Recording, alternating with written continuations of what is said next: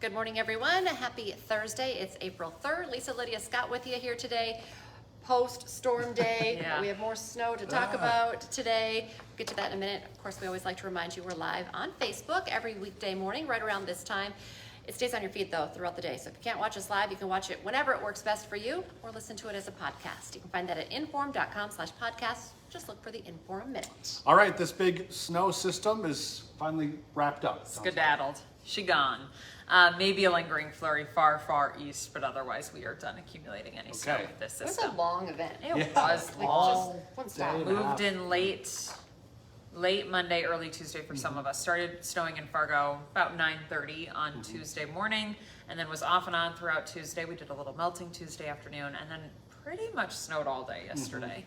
Ended up with 6.5 inches here in Fargo. Oh, man. Yeah. With a liquid equivalent of 0.81. So more than 3/4 of an inch of just quite a bit. straight up liquid. Yeah, geez. We need it. So hopefully that makes a difference in drought conditions. Frost is working its way out of the ground. We do have some squishy spots, so hopefully that means that liquid can actually soak into the ground. That would be beneficial.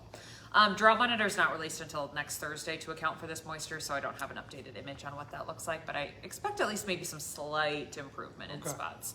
North, you got less snow. That, of course, was the game plan. Grand Forks ended up with 2 inches. Further to the south, obviously heavier.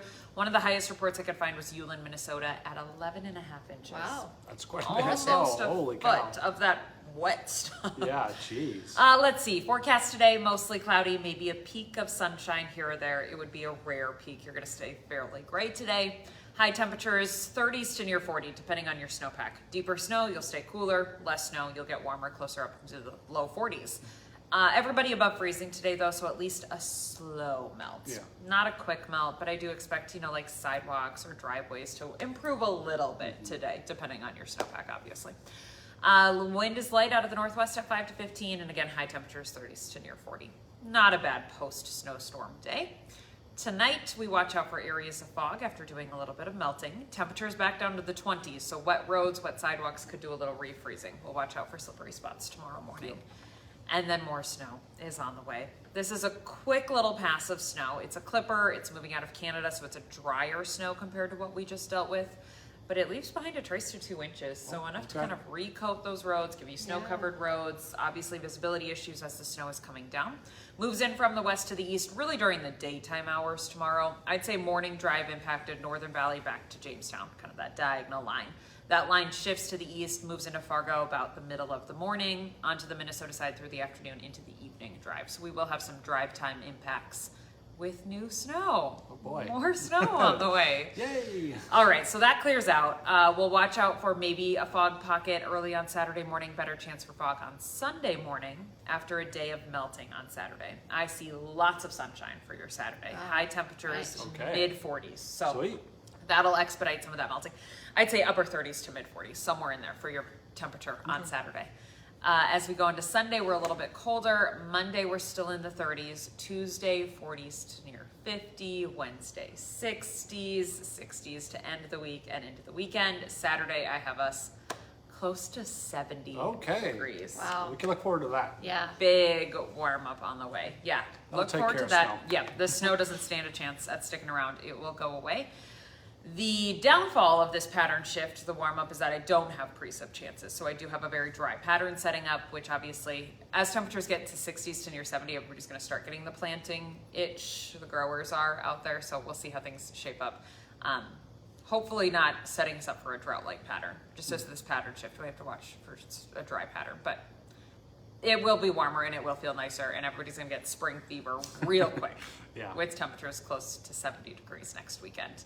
And it lines up with a weekend this time. Nice. Not like a Monday. Yeah, that's perfect. You Doesn't know? always happen that way. Yes, so. exactly. So something to look forward to. Do watch out for snow tomorrow. Okay. All right. Thanks, guys. Thanks for the update.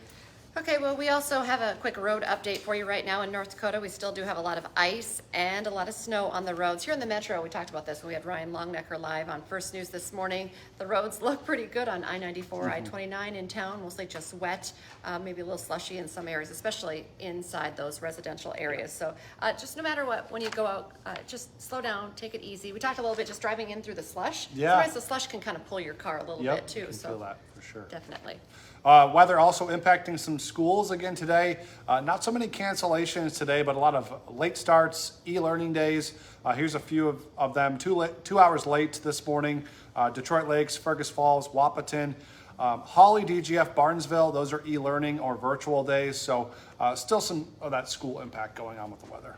And when we're talking about road conditions, the forecast, those closures, delays, anything like that, you can find all of that on our WDAY Storm Tracker app. It is free. You can find it in your Apple app or Google Play Store. So make sure you have that. Yeah, make sure to download that. A great tool to have.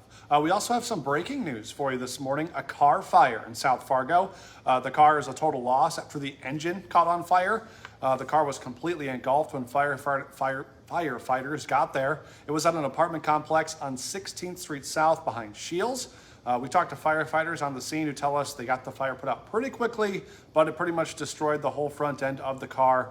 We're told a mechanical failure caused the fire to start in the engine bay. Thankfully, no injuries. All right. We're also working right now to learn when a man charged for keying a Cybertruck will be in court. We do know now that 25-year-old Ryan Williams admitted to police to the vandalism. He's now charged with felony criminal mischief. We showed you the video earlier this week on First News.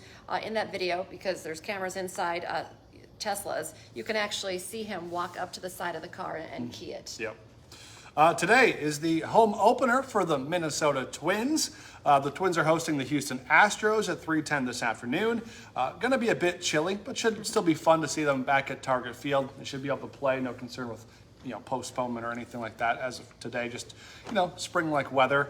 The Twins started the year not very good. They had 6 games on the road. They lost 4 straight to start before rallying to win their last 2. So hopefully that's the start of turning things around and maybe a winning streak here.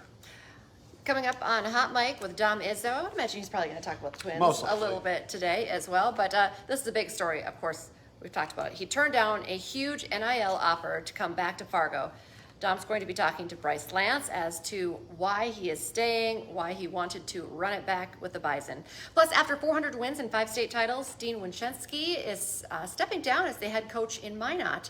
He's going to stop by the show to talk a little bit about his legendary career. So Hot Mic with Dom Izzo is on from 9 to 11 on WDAY Extra and Inform.com. Don't forget, for just 99 cents a month for your first 3 months, get an all-access pass to Inform.com. Just go to Inform.com/subscribe, and you can get that deal. Join us for our next newscast. It's coming up at 11 this morning, hour-long morning newscast. And then this afternoon, 4, 5, 6, and then 9 and 10 tonight. And tomorrow, we'll be back with First News on your Friday morning from 5 to 7. All right, drive safe, everybody. Have a good day.